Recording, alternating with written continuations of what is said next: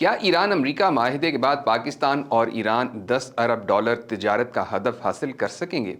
پاکستان اور ایران گزشتہ کئی برسوں سے باہمی تجارت کو 10 ارب ڈالر تک لے جانے کی بات کر رہے ہیں، لیکن حقیقت یہ ہے کہ 2025 میں دونوں ممالک کے درمیان تجارتی حجم صرف 2.8 ارب ڈالر رہا۔ اس کی سب سے بڑی وجہ ایران پر عائد بین الاقوامی اقتصادی پابندیاں تھیں۔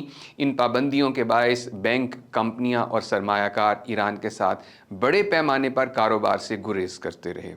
اب اگر ایران اور امریکہ کے درمیان معاہدے کے نتیجے میں پابندیاں واقعی ختم ہو جاتی ہیں تو پاکستان کے لیے کئی نئے مواقع پیدا ہو سکتے ہیں۔ سب سے بڑا فائدہ تجارت میں اضافے کی صورت میں سامنے آ سکتا ہے۔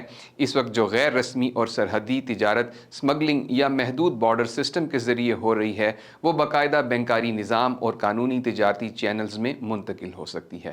دوسرا بڑا فائدہ پاک ایران گیس پائپ لائن منصوبے کی بحالی ہو سکتا ہے۔ ایران اپنے حصے کی پائپ لائن مکمل کر چکا ہے، جبکہ پاکستان پابندیوں کے باعث منصوبہ مکمل نہیں کر سکا۔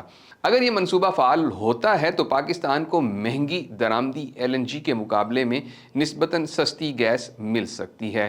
تیسرا فائدہ توانائی اور ٹرانزٹ تجارت میں ہوگا۔ ایران وسط ایشیا تک پاکستان کی رسائی کا اہم راستہ بن سکتا ہے، جبکہ تیل اور گیس کی تجارت بھی بڑھ سکتی ہے۔ یعنی ایران امریکہ معاہدے کے بعد پاکستان کے لیے صرف تجارت ہی نہیں بلکہ توانائی، ٹرانزٹ اور سرمایہ کاری کے نئے دروازے بھی کھل سکتے ہیں۔ تاہم 10 ارب ڈالر کے ہدف تک پہنچنے کے لیے دونوں ممالک کو بینکاری، سرحدی انفراسٹرکچر اور تجارتی روابط میں بڑی سرمایہ کاری کرنا ہوگی۔ مزید خبروں اور اپڈیٹس کے لیے دیکھتے رہیے وی نیوز .pk۔